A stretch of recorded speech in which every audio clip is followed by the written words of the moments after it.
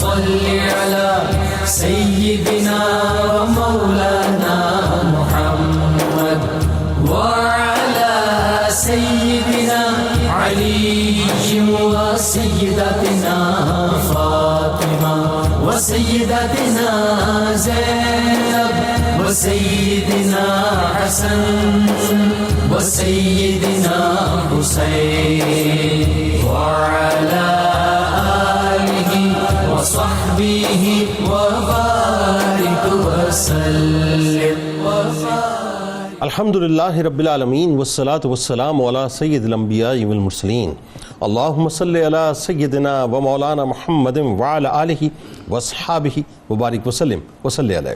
دنیا کے تمام دیکھنے والوں کو، تمام چاہنے والوں کو، تمام پیار کرنے والوں کو، اور جہاں جہاں تک اس وقت میری آواز کو سنا اور مجھے دیکھا جا رہا ہے، جنید اقبال کی جانب سے انتہائی محبت کے ساتھ السلام علیکم۔ ایک بار پھر ناظرین، آپ کو واقعتاً پر نور صبح نور کے ساتھ میں دل کی گہرائیوں سے خوش آمدید کہتا ہوں۔ آئیے چلتے ہیں حضرت ابو انیس محمد برکت علی علیہ رحمہ کی تالیف اسماء النبی کریم صلی اللہ علیہ وآلہ وسلم سے رسول اللہ صلی اللہ علیہ وآلہ وسلم کا ایک اسم مبارک پڑھنے اور سننے کی سعادت حاصل کرتے ہیں۔ سیدنا صاحب العطایا صلی اللہ علیہ وآلہ وسلم، ہمارے سردار عطا فرمانے والے، درود و سلام بھیجے اللہ آپ صلی اللہ علیہ وآلہ وسلم پر، آپ صلی اللہ علیہ وآلہ وسلم کے آل پاک پر اور صحابہ کرام رضوان اللہ تعالیٰ علیہم اجمعین پر۔ حضرت ابو ہریرہ رضی اللہ تعالیٰ عنہ سے روایت ہے کہ حضور نبی کریم صلی اللہ علیہ وآلہ نے ارشاد فرمایا کہ جس نے ایک کھجور کے برابر بھی حلال کمائی سے خیرات کی تو اللہ تبارک و تعالیٰ اسے قبول فرماتا ہے، پھر خیرات کرنے والے کے لیے اس خیرات کی پرورش کرتا ہے جیسے تم میں سے کوئی اپنے بچڑے کی پرورش کرتا ہے، یہاں تک کہ وہ نیکی پہاڑ کے برابر ہو جائے گی۔ ناظرین کرام، ہمارے ساتھ آج آپ رہیں، کیونکہ آج ایک ایسی ہستی کی بارگاہ میں انشاءاللہ ہدیہ عقیدت پیش کریں گے جنہیں دنیا انتہائی ادب کے ساتھ سیدنا امام محمد تقی علیہ السلام کہہ کے پکارتی ہے، جن کا آج ولادت کا موقع ہے، ماشاءاللہ مبارک موقع ہے۔ تو ہماری جانب سے 92 نیوز کی جانب سے اور میرے تمام اسکالرز کی جانب سے، یعنی فرش والوں کو بھی اور عرش والوں کو بھی دل کی گہرائیوں سے مبارکباد۔ ناظرین کرام، سید الایام یعنی جمعۃ المبارک ہے، شہروں کا سردار یعنی مدینہ منورہ ہے، سید الانبیاء کا گھرانہ ہے یعنی آل سیدہ فاطمہ الزہرا سلام اللہ علیہا میں نوے امام، امام جواد، امام المتقین، امام تقی علیہ السلام کی ولادت کا مبارک موقع ہے، جن کا نام محمد صلی اللہ علیہ وآلہ وسلم کی نسبت سے رکھا گیا اور جو قانے، مرتضیٰ اور تقی کے القاب سے ملقب کیے گئے۔ یعنی آج اس ہستی کا تذکرہ پاک ہے جو کائنات کے سب سے عظیم اور سب سے روشن، سب سے منور، سب سے عالی مرتبت، سب سے مکرم، سب سے افضل اور سب سے مہکتے گھرانے یعنی گھرانہ اہل بیت کے چشم و چراغ ہیں، جو مولا کائنات مولا علی کرم اللہ وجہ الکریم کی حسین کہکشاں کے چمکتے اور دمکتے ستارے ہیں، جو امام علی رضا علیہ السلام کے نور نظر ہیں، جو اپنی ذات میں انتہائی پر اثر ہیں، جن کی ولادت امام علی رضا علیہ السلام کے اللہ پر کامل یقین کا نتیجہ ہے، جن کی عظیم برکتیں والد کی دعاؤں کا نتیجہ ہیں، جن کی ولادت دشمنان اہل بیت کو قدرت کا جواب ہے، جو امام جعفر صادق علیہ السلام کے علوم کے محافظ ہیں، جو انتہائی کم سنی کی عمر میں مصائب و آلام کے طوفان سے مقابلہ کرنے والے ہیں، جن کو اطمینان اور سکون کے لمحات میں ماں باپ کی محبت اور شفقت و تربیت کے سائے میں زندگی گزارنے کا موقع انتہائی کم مل سکا۔ ناظرین کرام، امام جعفر صادق علیہ السلام کی علمی مسند کے جانشین حضرت امام محمد تقی علیہ السلام تقریباً 5 برس کی عمر میں دین اسلام کی خاطر مدینہ منورہ سے خراسان کی طرف ہجرت فرماتے ہیں، اور کم عمری میں ہی علم، فقہ، حدیث اور علوم باطنی میں مکمل مہارت حاصل کر لیتے ہیں۔ یعنی بظاہر آپ علیہ السلام نو عمر اور کم سن تھے، مگر بڑے بڑے علماء اور فقہاء جو ہیں، جو حدیث اور تفسیر جانتے تھے ناظرین، جو کلام پہ مناظرے کیا کرتے تھے، ان کو حیرت میں آپ مبتلا فرما دیا کرتے تھے۔ فراست و حکمت کا یہ عالم تھا ناظرین کہ کم سنی کی ہی عمر میں خلیفہ مامون الرشید بھی آپ کی گفتگو سن کر دنگ رہ جایا کرتا تھا، اور چشم فلک نے وہ منظر بھی دیکھا ناظرین، آج بھی تاریخ کے کرتاس پہ اس کے سینے پہ محفوظ ہے کہ جب بغداد کا سب سے بڑا عالم قاضی القضا یحییٰ بن اقسم کا مقابلہ صرف 8 سال کے امام وقت سے ہوا، جس میں دیکھنے والوں کا ایک سمندر امٹ کر کر آیا تھا، مگر ہر نگاہ گواہ تھی کہ ایک 8 سال کے کم سن بچے نے بغداد کے سب سے بڑے عالم کو اکھاڑ کر پھینک دیا ہے۔ انتہائی پرکشش اور پر اثر تقریر فرمایا کرتے تھے۔ مولا کائنات مولا علی کرم اللہ وجہ الکریم کے بعد آپ علیہ السلام کے مقولوں کو ایک خاص درجہ حاصل ہے، چونکہ آپ علیہ السلام کے علمی مقام اور اخلاقی اثر کا شعلہ ناظرین حجاز سے نکل کر عراق تک جا پہنچا تھا، لہذا سیدنا امام محمد تقی علیہ السلام نے اپنے علمی روحانی صلاحیتوں کی بدولت عباسی دور کی بدعات اور غیر اسلامی رسومات کا مکمل طور پر خاتمہ کیا۔ آپ علیہ السلام انتہائی متقی و پارسا، زاہد و عابد، شریعت و طریقت کی جامع اور شرافت کے پیکر مجسم تھے۔ ناظرین کرام، امام محمد تقی علیہ السلام وہ ہستی ہیں جن کے ارادے انتہائی مستحکم تھے۔ مامون کی دامادی کے بعد بھی ناظرین وہ چاہتے تو بغداد کے شاہی محلات میں رہنے کو ترجیح دیتے، آسائشوں کو استعمال کرتے، حکومت کو انجوائے کرتے، مگر آل رسول صلی اللہ علیہ وآلہ وسلم کا ناظرین مزاج اور ہی ہے۔ مامون کے محلات کی بجائے مدینہ پاک کی نورانی دیوڑی کو آپ نے اپنا مسکن بنایا۔ فقیری و عاجزی اور انکساری کا یہ عالم تھا ناظرین کہ کوئی پروٹوکول اپنے پاس نہیں رکھتے تھے، کوئی دربان نہیں، کوئی دربار نہیں، نہ کسی کے لیے کوئی خاص روک ٹوک ہوتی، نہ کسی کے لیے کوئی خاص انتظام ہوتا، نہ تزک و احتشام ہوتا، نہ ہی اوقات ملاقات مرتب دیے جاتے، نہ ملاقات کے لیے آنے والوں میں کوئی تفریق کی جاتی۔ زیادہ تر نشست آپ کی مسجد نبوی میں رکھتے تھے۔ پھر وہی ہوا ناظرین جو ائمہ اہل بیت کے ساتھ ہوتا کہ کرسی کے اور اقتدار کے متوالوں کے ڈر جو ہے، ان کے سہم جو ہے بڑھتا رہا کہ ہماری کرسیاں نہ چھن جائیں۔ ائمہ اہل بیت پہ ظلم و ستم کا سلسلہ جو تاریخ بتاتی ہے ناظرین ایک بدترین سلسلہ تھا، وہی آپ کے ساتھ بھی جاری رہا، یعنی امام محمد تقی علیہ السلام پہ بھی بے انتہا ظلم کیا گیا، سختیاں کی گئیں، یہاں تک کہ 25 برس اور 3 ماہ کی کم و بیش عمر میں ناظرین آپ نے شہادت کا جام نوش کیا۔ آئیے آغاز کرتے ہیں اور انہی کی بارگاہ میں مل کر ہم سب مل کے ہدیہ عقیدت پیش کرتے ہیں۔ امام محمد تقی علیہ السلام کی جو خاندانی عظمت ہے، آئیے ذرا اس میں کچھ حصہ ڈالیے، کیونکہ ہم کیا بیان کریں گے ان کی خاندانی عظمت کو۔ پھر آپ علیہ السلام کی جو ولادت ہے، آپ علیہ السلام کے والد امام رضا علیہ السلام نے ان کی خوشی کا جو عالم تھا وہیں سے آغاز کیجیے۔ بہت شکریہ۔ یقیناً کچھ وقفے کے بعد دوبارہ ان پاکیزہ تذکروں کے ساتھ آپ کی ہماری ملاقات ہو رہی ہے۔ دیکھیے، آج جب بایولوجی، میڈیکل سائنس، علم حیاتیات ہمیں یہ بتاتی ہے کہ جینز بہت کچھ لے کر اگلی نسلوں کی طرف منتقل ہو رہے ہوتے ہیں، بہت اچھی بات کر رہے ہیں ابتدا میں آپ، تو ہم دینی اور ایمانی اعتبار سے، روحانی اعتبار سے اس پر کیسے ایمان نہ لائیں کہ جن رگوں کے اندر خون مصطفیٰ ہو، صلی اللہ حضرت علی المرتضیٰ رضی اللہ تعالیٰ عنہ وکرم اللہ وجہہ الکریم، جو آپ کے نسب مبارک کے وارث ہوں، اور سیدہ فاطمہ الزہرا سلام اللہ علیہا، آپ کے دودھ مبارک کی تاثیر جن جسموں تک، جن رگوں تک جا رہی ہو، کیسے وہ ہستیاں اپنے زمانہ مبارک کے اندر اپنے تمام اہل زمانہ سے منفرد نہ ہوں اور ممتاز نہ ہوں، اور کیسے وہ بے مثال نہ ہوں۔ اس لیے آج اگر ہم تذکرہ کریں امام محمد تقی الجواد علیہ السلام، آپ کی ذات کو، آپ کی شخصیت کو جب ہم دیکھتے ہیں تو آپ حسن ظاہر میں بھی آقا علیہ السلام، حضرت مولا کائنات اور ائمہ اہل بیت اطہار کی تصویر نظر آتے ہیں۔ کیا کہنے؟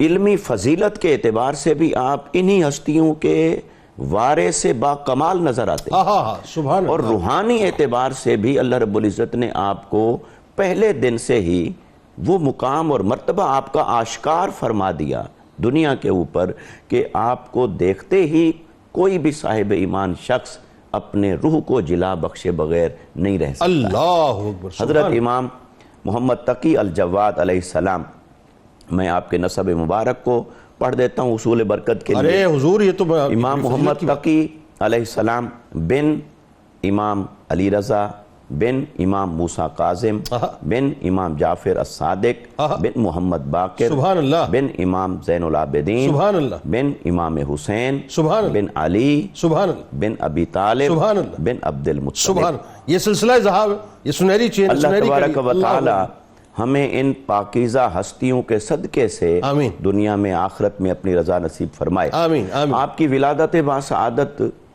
10 رجب المرجب یہ ایک قول ہے جس کی مناسبت سے آج ہم اس پروگرام کے اندر بیٹھے ہیں. بالکل ٹھیک. اسی طرح آپ کی ولادت باسعادت کے بارے میں رمضان المبارک کی بھی 2 تاریخیں آئی ہیں، 5 اور 15.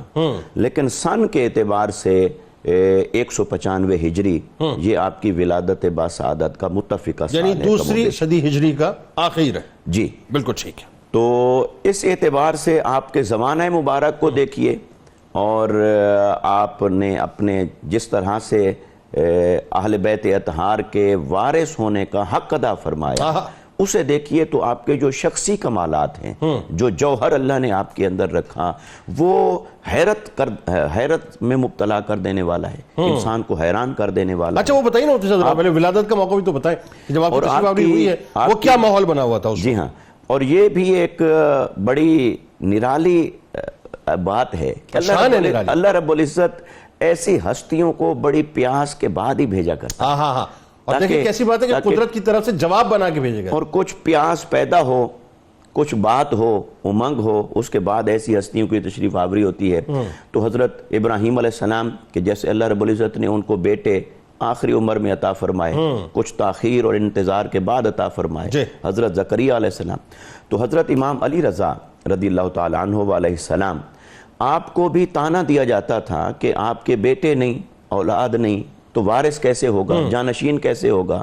تو اور آپ کی یہ جو امامت اور ظاہری اور باطنی، علمی اور روحانی وراثت ہے، یہ کیسے آگے منتقل ہوگی. تو آپ اللہ رب العزت کی بارگاہ میں اتنے پر امید تھے اور اللہ کی ذات پہ اتنا توکل تھا کہ آپ فرماتے تھے کہ یہ نہیں ہو سکتا کہ میرا رب مجھے وارث کے بغیر ہی دنیا سے رخصت فرما دے. اللہ اکبر. اور ایسا ہی ہوا. آپ نے روحانی طور پر پیشین گوئی بھی فرما دی. وہ کیا؟ کہ بھی میرا بیٹا پیدا ہوگا. یہ آپ نے آپ کی ولادت کی خوشخبری سنا دی. بلکہ آپ نے فرمایا تھا کہ بڑے عظیم برکتوں والا ہوگا. ہاں، اور دنیا نے جب تانا دیا تو پھر امام محمد تقی علیہ السلام کو اللہ رب العزت نے دنیا میں جب بھیجا تو آپ کی تشریف آوری ہوتی ہے، اور وقت ولادت حضرت امام علی رضا علیہ السلام آپ نے اپنی ہمشیرہ کو بطور خاص اس دن اپنے گھر روکا، اور خادمائیں بھی موجود تھیں. پھر آپ کی ولادت باسعادت جب ہوتی ہے تو آپ کی حضرت امام علی رضا علیہ السلام کی ہمشیرہ آپ کو لے کر آتی ہیں آپ کی بارگاہ میں. آپ اسی طرح سنت محمدی صلی اللہ علیہ وسلم کے مطابق آپ ایک کان میں اذان مبارک کہتے ہیں، پھر اقامت کہتے ہیں، پھر آپ بوسہ دیتے ہیں، اور اس چمکتے ہوئے چہرے کو اپنی دعائیں دیتے ہیں، اور ان کے روشن مستقبل کی ایک پیش گوئی فرما کے آپ دوبارہ اپنی ہمشیرہ کے کیا کہنا. سبحان اللہ. 5 برس کم و بیش میں سرائے ظاہری طور پہ امام علی رضا علیہ السلام کے، امام محمد تقی علیہ السلام کو، اور جیسے پھپھو کا حوالہ آیا حضرت فاطمہ سلام اللہ علیہ، ان کی بڑی جو محبت اپنے بھائی کے ساتھ امام علی رضا علیہ السلام کے ساتھ تھی، بڑی دیدنی تھی. اچھا اب چونکہ بات سادات کے جد کی ہو رہی ہے تو سادات ہی کا گھرانہ بتائے گا. سید زادے آپ موجود ہیں ماشاءاللہ کہ جی کیا شان اللہ نے عطا کی ہے. تو ذرا بتائیے، ایک تو آپ کو جو القابات ملے وہ بڑے حسین القابات، دوسرا وہی بات جو 5 برس ظاہر آپ کو میسر آئے، اور 8 برس کم و بیش آپ کی عمر تھی، والد کی شہادت، اور جو پھر اللہ تعالیٰ نے آپ کو ایک علمی مقام عطا کیا. یعنی اس وقت کے بڑے بڑے علماء کرام ڈاکٹر صاحب آپ کے آگے جو ہے سر جھکاتے تھے اور زبان جو ہے بند ہو جایا کرتی تھی. بسم اللہ الرحمن الرحیم. یقیناً یہ موقع نہایت خوبصورت بھی ہے اور انسان کو ایک تسکین بھی ہوتی ہے، پرمسرت بھی ہے. اور دوسری بات یہ ہے کہ ان برگزیدہ ہستیوں کا ذکر کرنا، ان کے ذکر کی محفل میں بیٹھنا، سننا، سمجھنا، یہ واقعتاً اپنے آپ میں ایک خوبصورت احساس لے کر آتا ہے. اور اس کے ساتھ ساتھ پھر معلومات کہ اس تاریخ میں کیا ہوا، ان ہستیوں نے کیا کیا، مختلف سبق انسان حاصل کرتا ہے. دیکھیں، سب سے پہلی بات تو یہ ہے کہ آئیے ہم اس زمانے میں چلتے ہیں. یہ ہے 811 عیسوی سے لے کر 835 عیسوی، کم و بیش کوئی 24 سال ہو گئے شمسی. اور اگر ہجری لحاظ سے دیکھا جائے تو 195 ہجری سے لے کر 220 ہجری کم و بیش، یعنی 25 برس تقریباً اتنی عمر مبارک بنتی ہے. اور جو القابات ہے، القابات سے پہلے میں چاہوں گا کہ آپ کی کنیت بیان کی جائے کہ ابو جعفر آپ کی کنیت، محمد آپ کا نام، اور ابو جعفر ثانی کے لحاظ کے نام سے آپ جانے جاتے تھے، یوں کہ امام محمد باقر کی نسبت سے کہ جو کہ ابو جعفر کہلاتے تھے، تو آپ ابو جعفر ثانی کہلاتے تھے۔ القابات میں اگر آ جائیے تو آپ نے ابتدا میں بھی ذکر کیا امام المتقین یا تقی آپ کے یعنی کہ القابات میں تھا، جواد تھا، مرتضی تھا، قانع تھا۔ ان القابات سے آپ جانے اور پہچانے جاتے ہیں۔ ٹھیک ہے، اب ان القابات کی وجہ اگر تلاش کی جائے تو وہ آپ کی شخصیت میں جا بجا آپ کو نظر آتی ہے۔ اگر آپ کو قانع کہا جاتا ہے تو قناعت، شخصیت میں جو قناعت تھی کوٹ کوٹ کر بھری ہوئی، وہ اس بات کا اظہار ہے۔ اگر آپ کو تقی کہا جاتا ہے تو تقوی کا آپ مظہر ہیں۔ اگر آپ کو جواد کہا جاتا ہے تو آپ کے اندر جوادی کی صفات موجود ہیں، سخاوت بے شمار موجود ہے۔ والد گرامی، جیسا کہ آپ نے کہا کہ 5 سال میسر ہوئے، تو ابتدا ہی کے اندر جو موقع ملا آپ سے استفادہ کرنے کا آپ کی معیت میں، تو 5 سال کے بعد جو ایک طریقہ کار تھا اہل اقتدار کا کہ اہل بیت کی نسبت ہونا اور اہل بیت میں سے ہونا، صرف یہی صفت اس بات کے لیے کافی تھی کہ لوگوں کی نظریں آپ پر ہوتی تھی اور آپ کو جبری نظر بندی کے اندر رکھا جاتا تھا۔ تو امام علی رضا علیہ السلام کو مشہد یعنی جبرن بلا لیا گیا، بئی مانا کہ وہاں پر پھر آپ نے باقی اپنی زندگی گزاری۔ اور جب امام تقی کی علیہ السلام کی عمر مبارک ہوئی 8 سال تو شہادت کی آپ کو خبر دی گئی۔ تو اس کا مطلب یہ ہوا کہ بہت ہی کم سنی کی عمر کے اندر والد گرامی کی جدائی اور پھر اس کے بعد آنے والا طوفان، جو کہ آپ سوچیں کہ مسائل کا ایک انبار تھا۔ اچھا، لیکن پھر وہ قیاس بھی یہی تھا لوگوں کا کہ اب چونکہ امام علی رضا علیہ السلام نہیں رہے تو اب یہ کمسنی کے عالم میں کیا منتقل ہوا ہوگا، کیا منتقل ہوا ہوگا۔ لیکن پھر دنیا نے کچھ اور ہی دیکھا۔ دنیا یہ ایکسپیکٹ نہیں کر رہی تھی کہ ینگ 5 سال کی عمر، تو ابتدا میں تذکرہ نگاروں نے لکھا کہ آپ نے علم حاصل کیا، اور اس میں 2 ہمیں یعنی سورسز ملتی ہیں۔ ایک تو علم لدنی کے اعتبار سے ملتی ہے کہ بلا کسی واسطہ جو فیض اللہ رب العزت نے آپ کے سینے میں منتقل کیا، وہ قرآن کریم کے علوم ہوں، وہ احادیث کے ایسے مطالب ہوں، ایسے معانی ہوں، فقہ، گہرائی، آپ کی بصیرت، یہ۔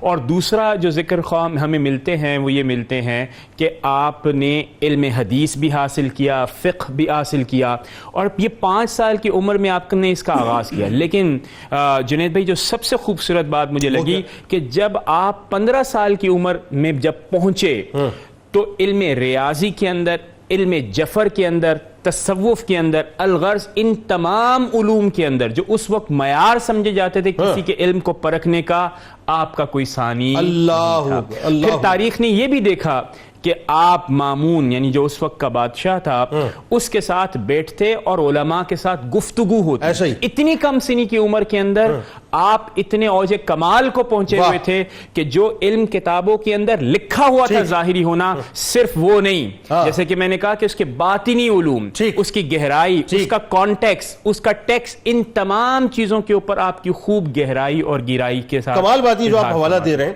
یہ یحییٰ بن اقسم کا حوالہ ہے، 8 برس کی عمر، اس پہ ہم گفتگو کرتے ہیں۔ لیکن اس سے پہلے میں چاہتا ہوں ایک بات آپ سے کر کے پھر آگے بڑھتے ہیں۔ آپ جو بات فرما رہے تھے، میں بھی یہ سوچ رہا تھا اتنی دیر سے کہ ابھی بلا تمثیل بات ہے کہ عام مسلمان جو ہے وہ 7 برس کی عمر میں کہتے ہیں کہ جی شعور کی منزل پہ پہنچتا ہے، اور ہم جیسے لوگ اس کو اس بات سے قیاس کرتے ہیں کہ چونکہ 7 برس کی عمر میں جو ہے نماز فرض کی گئی تو وہ شعور کو وہاں سے ہم کنیکٹ کرتے ہیں۔ یعنی 7 برس کی عمر وہ ہے کہ جہاں شعور جا کے داخل ہوتا ہے بچے کے اندر۔ ذرا سوچئے کہ وہاں 8 برس میں معاملہ یہ ہے کہ جو بڑے بڑے اہل شعور ہیں وہ آپ کے در سے آ کے خیرات لیتے ہیں۔ مفتی صاحب ذرا آپ یہ بتائیے، حضرت امام محمد تقی علیہ السلام کی فراست، آپ کا تدبر، آپ کی حکمت، اور خاص طور پہ وہی ابھی چونکہ کمسنی کی بات ہو رہی ہے تو کمسنی کا ایک واقعہ مامون الرشید کے ایک لشکر کا ہے جو گزرا، لیکن جو گفتگو ہے کیا کمال گفتگو ہے، بتائیے۔ اعوذ باللہ من الشیطان الرجیم، بسم اللہ الرحمن الرحیم۔ دیکھیں، ان ذوات قدسیہ سے تعلق کا بیان قرآن عظیم میں اللہ تعالیٰ نے فرمایا لا اسألکم علیہ اجر الا المودۃ فی القربہ، کہ میں اپنی اس تبلیغ پر تم سے کوئی اجرت نہیں مانگتا مگر یہ کہ اپنے قریبی لوگوں کی محبت اور مودت تمہارے دل میں ہونی چاہیے۔ تو حضور علیہ الصلوۃ والسلام کی تبلیغ کا احسان اگر کوئی ادا کرنا چاہتا ہے اور اس کی کوئی ظاہری علامت ہے تو حضور کے گھر والوں کی محبت کا دل میں ہونا، اور ادا کر ہی نہیں سکتا احسان باوجود اس کے، یہ تو صرف دل کو بہلانے کی کسی اعتبار سے، اور اپنی جو ہے وہ بخشش کا سامان اور نجات کا سامان کرنے کے لیے نفوس قدسیہ، اور حضور علیہ السلام جب ہمیں چھوڑ کر جا رہے ہیں تو سوال پیدا ہوتا ہے حضور کس کے سہارے چھوڑ کر جا رہے ہیں؟ تو فرمایا قرآن اور میری اہل بیت۔ اللہ اللہ، وہ بہترین کتاب بھی حضور دے گئے اور بہترین افراد بھی دے گئے کہ ان سے جڑے رہو گے تو عظمت جو ہے وہ تمہارے جو ہے ساتھ ساتھ رہے گی۔ جی بالکل ساتھ ساتھ، تو تمہاری مغفرت اور بخشش کا ذریعہ بھی یہ تعلق بنے گا۔ اب جہاں تک تعلق ہے 9 برس کی عمر ہے، آپ بغداد کے ایک مقام پر تشریف فرما ہے، وہاں بچے کھیل رہے ہیں اور مامون الرشید جو ہے اس کا قافلہ گزرتا ہے، تو تمام بچے جو ہے ظاہر ہے ایک پروٹوکول کے ساتھ بادشاہ گزر رہا ہوتا ہے تو اس کی ایک ہیبت ہوتی ہے، بالکل ٹھیک ہے، تو تمام بچے وہاں سے بھاگ گئے ڈر کر، خوف زدہ ہو کر۔ آپ وہیں تشریف فرما رہے تو مامون نے پوچھا کہ بھئی سب بھاگ گئے، تم یہاں سے بھاگے کیوں نہیں؟ تو فہم و فراست یعنی عقل و شعور کی بنیاد پر نتیجے تک پہنچ جانا جو ہے وہ کمال درجے میں اللہ تعالیٰ کی طرف سے آپ کو حاصل تھا، اور اولاد رسول ہیں، حضور کا خون آپ کی رگوں میں دوڑ رہا ہے، تو ظاہر سی بات ہے کہ سب سے عظمت والی ذات کی رشتہ داری اس درجے میں حاصل ہو تو پھر فہم و فراست جو ہے وہ ضرور اعلیٰ درجے پر ہے۔ تو آپ فرماتے ہیں کہ یہ راستہ اتنا تنگ نہیں تھا کہ میرے چلے جانے سے کشادہ ہو جاتا، راستہ کشادہ ہے، آپ گزر سکتے ہیں۔ تو ایک تو یہ ہوتا ہے کہ راستہ تنگ ہو، یعنی یہ تکبر کی علامت نہیں سمجھا جائے گا کہ بھئی ہم کیوں راستہ دیں، بعض اوقات ایسا بھی ہوتا ہے، لیکن یہاں پر یہ آپ تو عاجزی اور انکساری کا پیکر تھے کہ اگر ضرورت ہے تو بغیر کسی کے کہے راستہ چھوڑ دیں گے، لیکن ضرورت نہیں تھی تو لہٰذا ایک وقار کا پیکر جو ہے وہ اپنے عزت اور وقار کو ظاہر کر رہا ہے یہاں پر کہ ضرورت نہیں تھی، اور دوسرا یہ کہ میں نے کوئی جرم نہیں کیا ہے کہ یہاں سے بھاگ جاتا، اور تیسری بات یہ کہ میرا حسن ظن ہے کہ تم بلا ضرورت کسی کو ضرر نہیں پہنچاؤ گے، تم ظالم نہیں ہو۔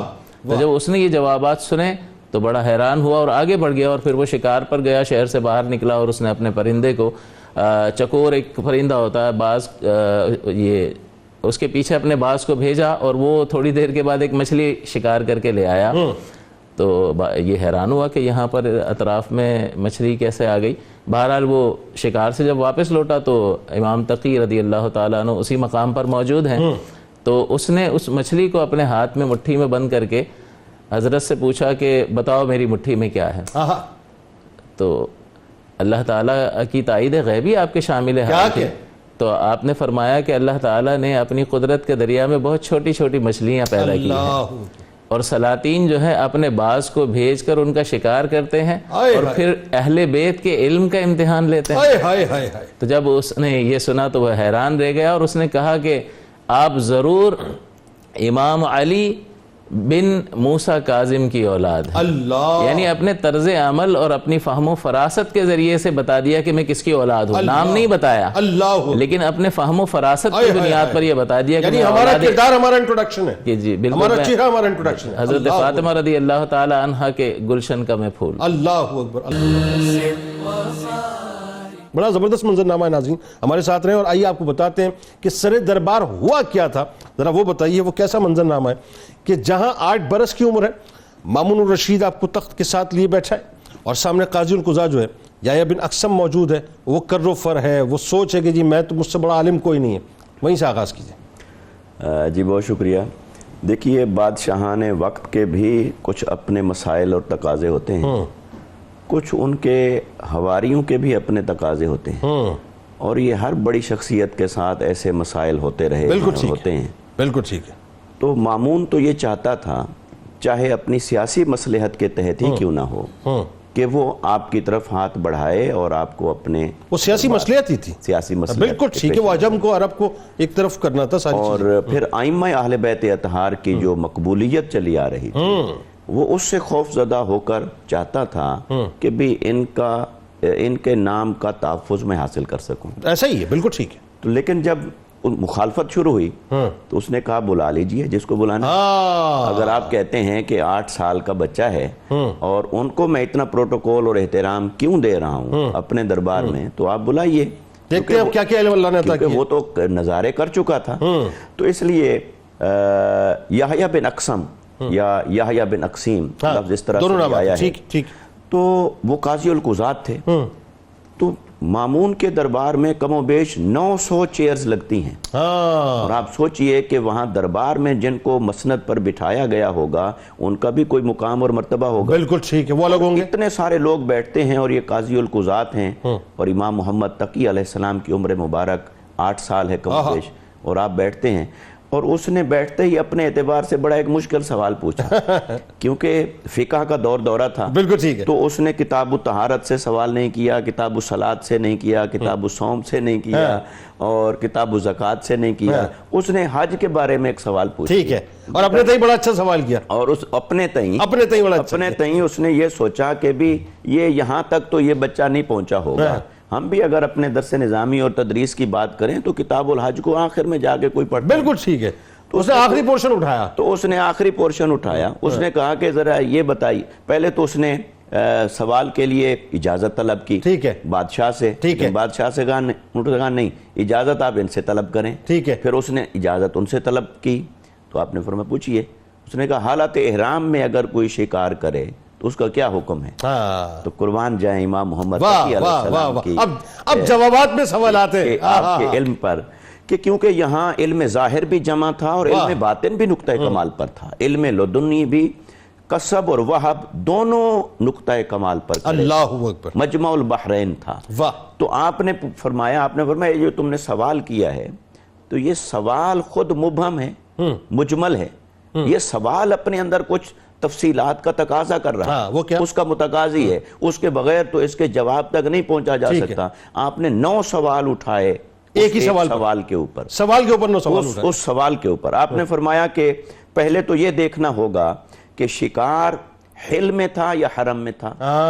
حرم، حدود حرم سے باہر اور بڑی میقات کے اندر، یہ جو علاقہ ہے اس کو کہتے ہیں حل.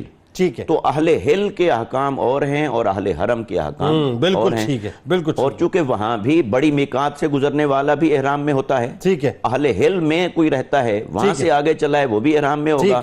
تو آپ نے فرمایا پہلے تو یہ دیکھنا ہوگا کہ وہ شکار کرنے والا وہ حل میں ہوا ہے یا حرم میں ہے؟ یا حرم میں ہے. ٹھیک ہے. پھر آپ نے فرمایا پھر یہ بھی دیکھنا ہوگا کہ شکار کرنے والا وہ اس مسئلے سے باخبر تھا یا بے خبر تھا. بے خبر تھا. ٹھیک کیا ہے. وہ اس نے یعنی تاکہ آگے پتہ چلے گا کہ جان بوجھ کے کیا یا خطا سے کیا. ٹھیک ہے. پھر آپ نے فرمایا دیکھنا پڑے گا اس نے پھر عمدن کیا یا اس نے خطا سے کیا. ٹھیک ہے. جان بوجھ کے شکار ہی کر رہا تھا اور شکار کیا، یا کرنا کچھ اور چاہتا تھا وہ کچھ اور گیا. ٹھیک ہے. پھر آپ نے سوال اٹھایا کہ وہ آزاد تھا یا غلام تھا. ٹھیک ہے. پھر اس کی عمر کیا تھی، کم سن تھا یا بالغ تھا.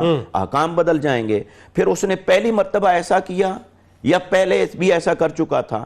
پھر آپ نے وہ شکار پرندے کا کیا یا کسی جانور کا تھا. جانور کا تھا تو وہ چھوٹا تھا یا بڑا تھا. پھر وہ اپنے فعل کے کر لینے کے بعد اس کو حق سمجھتا تھا، مصر تھا یا پشیمان تھا کہ میرے سے غلطی ہوئی ہے. اور پھر وہ رات کو کیا یا دن کی اجالے میں تھا. ڈھیر کر دیا نا. پوشیدہ طریقے سے کیا یا اعلانیہ طریقے سے کیا. اور آخری آپ نے سوال یہ اٹھایا کہ وہ احرام عمرہ کا تھا یا حج کا تھا. بتائیے. تو وہ کیا اس کے 14 طبق روشن ہو گئے. اگر زیادہ طبق ہوتے وہ بھی روشن ہو جاتے. کہ جو اس مسئلے کی اتنی گوشے جانتا ہے کہ ان تمام گوشوں کے اعتبار سے مسئلے کے حکم میں فرق پڑتا ہے. قربان جاؤں میں اپنے امام. مسئلے کی سنگینی کو کیسے نہیں جانتے. اس کے بعد اسے سوال کرنے کی جرات نہیں ہوئی. پھر جب آپ سے بادشاہ نے کہا کہ چلو اب تقاضا ہے، رسم دنیا ہے، آپ بھی کچھ پوچھئے. تو آپ نے جب پوچھا تو اسے سوال کا جواب نہیں آیا.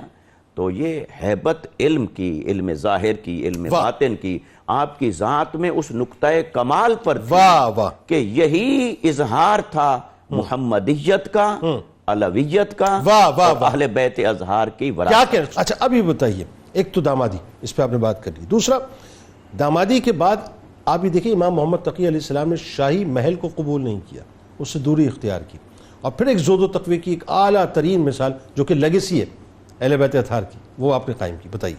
بسم اللہ الرحمن الرحیم. یقیناً بہت ہی اچھا آپ نے اس معاملے کو کانٹیکسچولائز کیا ہے، اور یہ بات بالکل درست ہے. اور دیکھیے جو غور طلب بات ہے کہ کیا کبھی سادگی، انکساری، اخلاق کا عالی مقام ہونا، کیا یہ بھی وجہ دشمنی ہو سکتی ہے؟ یہاں ہمیں یہ بالکل واضح انداز میں نظر آتی ہے. آپ یہ دیکھیے کہ اہل بیت سے اہل عرب کی نسبتوں کا جڑنا، ان کی عقیدتوں کا جڑنا، جیسے کہ ابھی آپ نے کہا کہ مامون کی توجہ آپ کی طرف مبذول کروانے کی ایک بہت بڑی وجہ ہو سکتی ہے. اور یقیناً بعض تذکرہ نگاروں نے یہاں تک بھی گئے کہ انہوں نے یہ کہا کہ مامون کی عقیدت ہو گئی تھی اور امام تقی علیہ السلام کے علم کے، آپ کی روحانیت کے وہ قائل تھے، اور مامون نے یہاں تک کیا کہ آپ سے متاثر ہو کر اور اہل بیت سے متاثر ہو کر اپنی فوج کی وردی کا رنگ بدل دیا، لباس کے اوپر اس نے اثر انداز ہونا شروع ہوا. اس کا مطلب یہ ہوا کہ ہم یہ سمجھ سکتے ہیں کہ امام تقی کا بہت زیادہ انفلوئنس. اچھا، اور پھر امام علی رضا سے علیہ السلام سے سلسلہ چل رہا تھا، چل رہی تھی. یہ سمجھ لیجیے کہ وہاں جا کے جو یہ کام ایگزیکٹلی. تو اس کا مطلب یہ ہوا کہ ہم یہ سمجھ سکتے ہیں کہ آپ کا مقام کیا تھا. لیکن آپ کا مقام یہ نہیں تھا کہ آپ نے محل کے قریب جانا ہے، آپ نے اقتدار حاصل کرنا ہے اور اپنے اصولوں کو بیچ دینا ہے، یا مثال کے طور پر وہ وزاداری اور وہ وقار جو کہ اہل بیت کے ساتھ جڑا ہوا ہے اس پر کوئی کمپرومائز کرنا ہے. آپ کی اخلاق کی بلندی اور آپ کے کردار کے اندر جو استقامت تھی وہ اس بات سے واضح ہوتی ہے کہ دامادی میں آ جانے کے باوجود بھی آپ بغداد میں محل میں رہنا آپ نے پسند نہیں کیا. اسی بغداد شہر میں جس میں دنیا کے طول و عرض سے مختلف قسم کے لوگ آتے، ان میں علماء ہوتے، ان میں فقہاء ہوتے، ان میں فنکار ہوتے، اس میں مورخ ہوتے، اس شہر کے اندر جہاں پر مامون کا محل ہے، آپ نے اپنا علیحدہ گھر لیا، کرائے پر لیا، اور اس بات کا اصرار فرماتے رہے پوری زندگی جتنا عرصہ آپ وہاں پر رہے کہ مجھے واپس مدینہ جانا ہے. اچھا، اس نے جس طرح سے پروٹوکول سیٹ کیا تھا جب آپ کا یہ اعلان ہو رہا تھا، آپ دیکھیے اس پروٹوکول کو بھی آپ نے پسند نہیں کیا، کیونکہ مزاج دیکھیے مزاج میں آپ جا کے فرش پہ بیٹھے، ایگزیکٹلی فرش پہ چٹائی پہ بیٹھے آپ جا کے، یہ مزاج ہے. اور کس گھرانے کی آپ نمائندگی فرما رہے ہیں جنید بھائی؟ آپ یہ دیکھیے وَإِنَّكَ لَعَلَى خُلُقٍ عَظِيمٍ، جس کے بارے میں حضور اکرم صلی اللہ تعالیٰ علیہ وسلم کے اخلاق کے بارے میں قرآن کہے کہ لَقَدْ كَانَ لَكُمْ فِي رَسُولِ اللَّهِ أُسْوَةٌ حَسَنَةٌ. اس کی اگر آپ نمائندگی کر رہے ہیں تو نمائندگی کا آپ نے حق ہی تو ادا کرنا اور وہ آپ نے کیا. پھر جب آپ مدینہ المنورہ واپس لوٹے 1 برس کے بعد، تقریباً 1 برس کے بعد آپ واپس لوٹے، تو لوگوں نے تو وہاں پر جیسے کہ ایک واقعہ ایک شخص کے حوالے سے مشہور ہے نا کہ انہوں نے کہا اب کہاں بغداد سے کوئی جاتا ہے. یعنی آپ دیکھیں آپ ینگ ہیں، آپ کا کیریئر اس چیز کے اوپر ڈیولپ ہو سکتا ہے، لیکن آپ نے کہا نہیں، جو نسبتیں حضور کے ساتھ ہیں، جس خاندان کا میں چشم و چراغ ہوں، جس مسند امام جعفر صادق پر میں فائز ہوں، اس کا تقاضا یہ ہے کہ ہمیں علم کی، ہمیں عرفان کی، ہمیں لوگوں کی کو دعوت دینے کی ضرورت ہے. لہٰذا مدینہ کتاب الشفا قوت حافظہ کا عمل آپ کو بتلا رہا ہوں. بہت سی اسٹوڈنٹ سے پریشان رہتے ہیں، صاحب ہم بہت پڑھتے ہیں لیکن یاد نہیں ہوتا. آئیے ذرا یہ عمل لے لیجئے. 41 دن تک بلا ناغہ ہر فرض نماز کے بعد اول و آخر درود پاک کے ساتھ سورہ نساء کی آیت نمبر 113 121 بار پڑھ کر دم کریں، انشاءاللہ حافظہ قوی ہو جائے گا. سیدنا امام محمد تقی علیہ السلام کا کمال قول مبارک ہے کہ انسان کے کمالات کا دار و مدار عقل کے کمال پر ہے. جناب تشریف لائے آج محمد تقی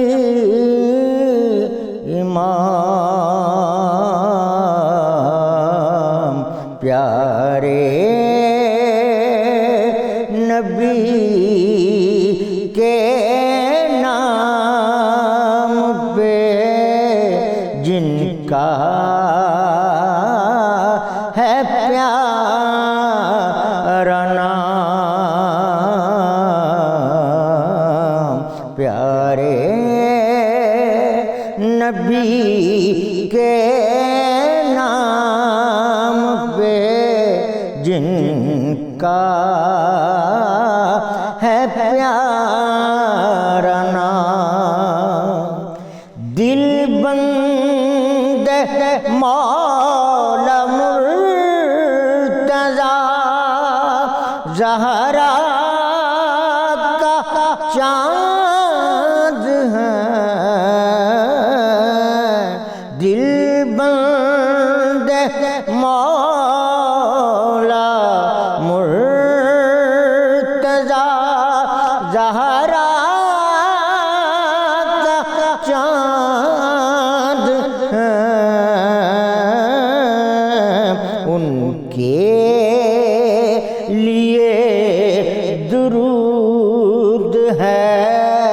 ان کے لیے سلام، ان کے لیے درود ہے، ان کے لیے سلام، خوشیوں کے گونجنے زمزم میں سارے جہان میں، خوشیوں کے گونجے زمزم میں سارے جہان میں، آئے ہیں نور بانٹنے وہ صاحب مقام،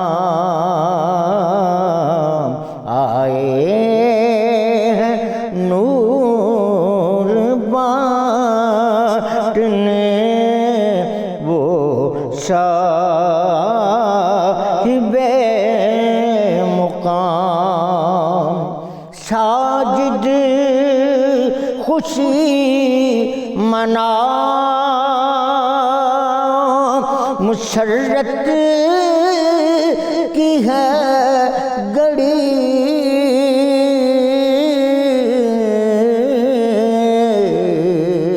ساجد خوشی مناؤ مسرت کی ہے گڑی، آل نبی کے گھر میں خوشی کا ہے اہتمام، آل نبی کے گھر میں خوشی کا ہے اہتمام، تشریف لائے آج محمد تقی امام، پیارے نبی کے نام پہ جن کا ہے پیارا نام، تشریف لائے آج محمد تقی امام۔